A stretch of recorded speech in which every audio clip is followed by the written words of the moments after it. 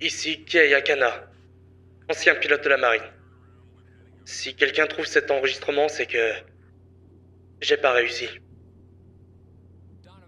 Ce jour-là, on effectuait un largage de vivres pour des sinistrés, quelque part au-dessus de l'Alaska. Le temps était une vraie furie. Vent, glace, neige, impossible de distinguer le ciel du sol. Donovan me parlait encore d'un bar à Anchorage, un truc où ils servent selon lui la meilleure saucisse de renne du monde. Et puis, plus rien. Les instruments ont lâché d'un coup. Quelques secondes plus tard, la queue de l'appareil s'est détachée. Donovan a sauté en parachute.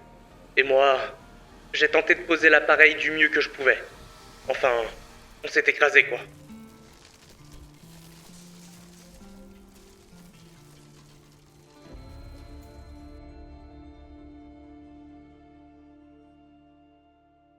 Quand j'ai repris connaissance, j'étais allongé dans la neige. Le cockpit éventré derrière moi et le silence. Le genre de silence que seuls les morts savent garder. Mais je n'étais pas seul. Alfie était là, mon drone. Enfin, celui mandaté par le tribunal pour m'assister. Mais bon, c'est une longue histoire.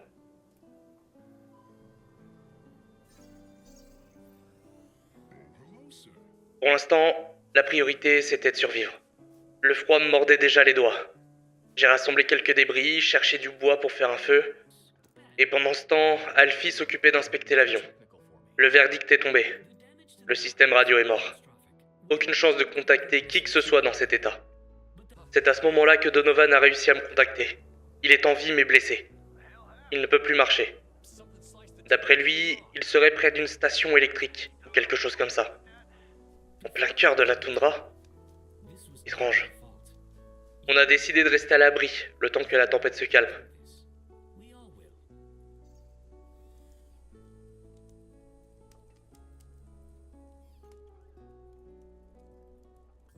La nuit, j'ai entendu du bruit dans la forêt. C'est des drones, plus anciens qu'Alfie. Ils tournaient autour du camp et... Bon, j'ai pas cherché à comprendre. Après l'accident, j'ai préféré aller me reposer près du feu. Au matin, la tempête s'était apaisée. J'ai essayé de contacter Donovan, mais pas de réponse. Il doit encore dormir. Alfie a détecté un complexe industriel non loin d'ici, avec ce qui pourrait être une tour radio. Peut-être la fameuse centrale dont parlait Donovan. Du coup, on s'y est rendu. Sur la route, Donovan m'a recontacté. Toujours affaibli, mais vivant. Je crois qu'entendre sa voix m'a donné la force d'avancer. On a fini par tomber sur une parabole gigantesque. Un site de recherche, peut-être ? Tout semblait pourtant abandonné. Mais les systèmes répondaient encore. À l'intérieur, j'ai trouvé un amplificateur. De quoi renforcer un signal radio. Si un jour on arrive à réparer la radio de l'avion. En cherchant de la lumière pour y voir plus clair, j'ai appuyé sur un bouton rouge. Erreur de débutant. Une alarme, un compte à rebours, et puis plus rien. Quelques secondes après, les lumières se sont rallumées. Et quelques secondes plus tard, Donovan m'a appelé. Il avait vu une lumière orange au-dessus du brouillard. Peut-être qu'il nous a vus. Peut-être que c'est en appuyant sur ce bouton que j'ai allumé cette lumière. La nuit tombe. On a décidé de camper là. Le lendemain, on s'est dirigé vers cette lumière. Et en arrivant, on a vu une tour surmontée d'un cercle orange, comme un phare au milieu de la forêt. Mais la glace du lac qui l'aborde est trop fragile pour qu'on puisse l'atteindre. Je sentais le stress m'envahir. Ma vision se brouillait. Alfie m'a proposé un exercice de respiration. Ça fait partie de sa mission. M'aider à aller mieux. Et on a continué. On a fini par retrouver une de nos caisses de vivres. Celle qu'on devrait livrer. Ironie du sort, aujourd'hui c'est moi le sinistré. J'ai pris ce dont j'avais besoin. Et j'ai continué. Un peu plus loin, une tente. Un arbre étrange à côté. Tout ça sans le terrain d'expérimentation, mais déserté depuis longtemps. On a marché des heures.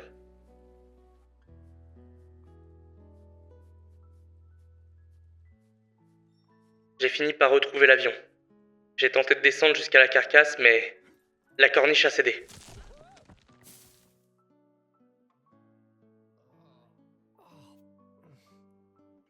Résultat, une cheville tordue et une belle bosse. J'ai renforcé l'abri avec des tôles pour sécuriser le feu.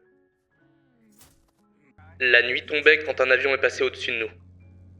On avait des fusées de détresse, mais avec ce brouillard, Alfie pensait qu'on ne serait pas vu. Et il avait raison. On ne pouvait pas se permettre de gaspiller nos dernières chances. Le 5e jour, on a tracé un grand SOS dans la neige. Le lendemain, on a tenté de réparer la radio. Elle a fini par crachoter faiblement, mais aucun signal reçu. Alors j'ai perdu patience. J'ai mis le feu à un arbre mort pour créer un brasier visible de loin, que quelqu'un nous voie, que quelqu'un nous vienne en aide. Quelques minutes plus tard, les drones sont revenus. Et cette fois, ils ont éteint le feu. Comme si ils éteignaient notre espoir. J'ai voulu les suivre, mais impossible. Ils étaient trop rapides. Quant à Alfie, il est fidèle à sa mission et a refusé de s'éloigner de moi. Il doit me surveiller. Puis Donovan m'a recontacté. Il avait vu une lumière. Il a vu mon brasier. Il a vu l'arbre en feu. Et il a vu aussi la lumière de la tour. Avec ces données, on peut trianguler sa position. C'est décidé. Avec ces nouvelles informations, dès l'aube, on part chercher Donovan.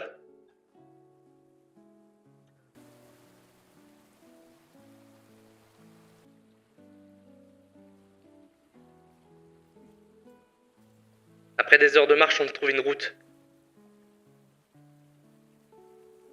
Puis la centrale.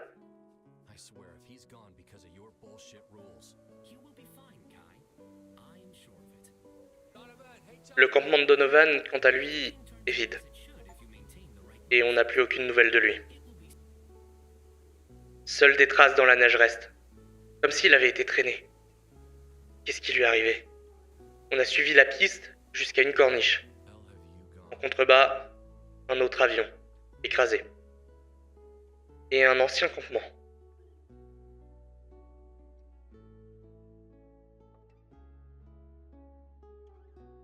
Ça fait 5 jours qu'on est là. Toujours pas de Donovan. Seulement ce silence. Et le froid. On a décidé de rallumer le feu. Et cette fois, on suit les drones. Leur trace nous a menés jusqu'à l'ascenseur, vu quelques jours plus tôt. Cette fois, il fonctionne. Au bout du chemin, une porte métallique, scellée. Et devant, la plaque militaire de Donovan. Il est passé par là. Lors de notre visite de la parabole, on a trouvé une carte d'accès. Heureusement que je l'ai gardée, c'est ce qui nous a permis d'ouvrir la porte. Derrière, un tunnel. Des kilomètres de béton et de mystère. Tout semble abandonné, mais tout fonctionne encore.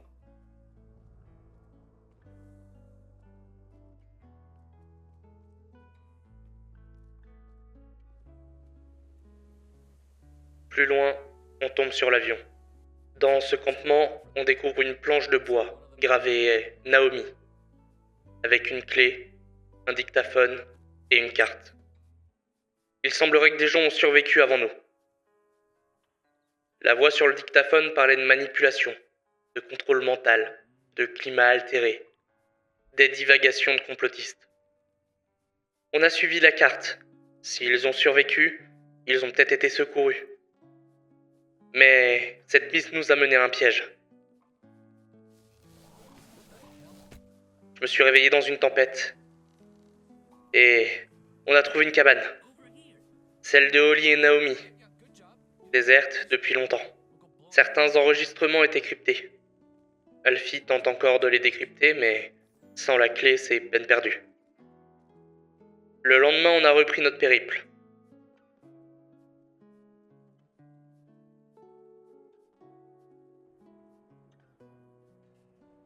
Et cette fois, on est tombé sur une petite cabane en bois et une structure scientifique. De la cabane en bois s'est échappé un drone. Qu'est-ce qu'il faisait là?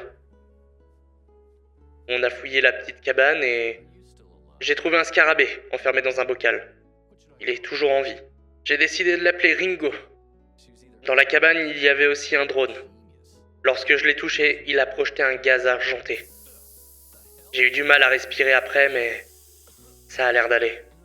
Puis on a continué notre ascension.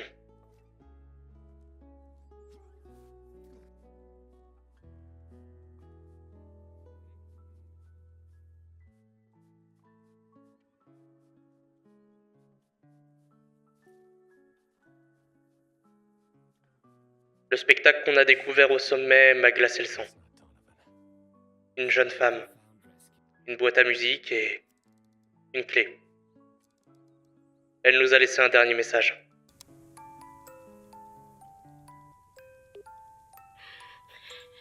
Hey, Naomi. Holly here. The date is somewhere around July 7th, 2060. I think this will be my final log. Number 37. I've never stopped looking for you. Or for the truth. Everything I've searched for. Nessie, c'est notre prochain objectif. Je ne sais pas ce que c'est exactement. Et si quelqu'un écoute ce message, c'est là que je vais. Et j'espère que Donovan m'y attend.